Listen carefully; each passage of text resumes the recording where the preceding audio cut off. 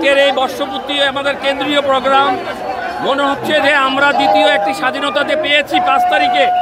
ওই অনুভূতি আজকে আপনাদেরকে ভাষায় বোঝাতে পারবো না।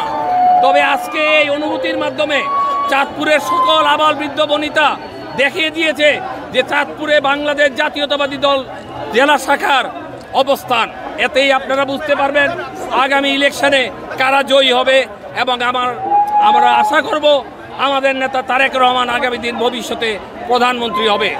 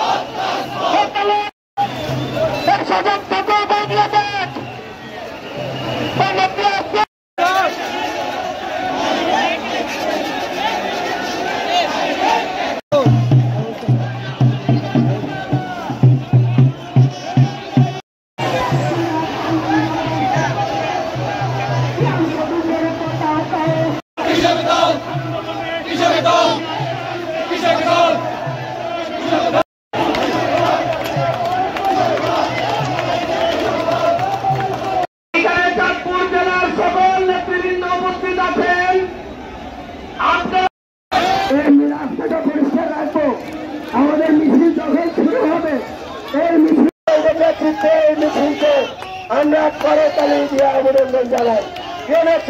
আমরা কাঁধে কাঁধ মিলিয়ে বিভিন্ন পদক্ষেপে আমাদের বাগানি ইউনিয়ন আমরা তাদেরকে অভিনন্দন জানাই। আজকে আমরা বাংলাদেশে আমাদের মাঝে আমার চরিয়ানের মুক্তার গাজী নেতৃত্ব এবং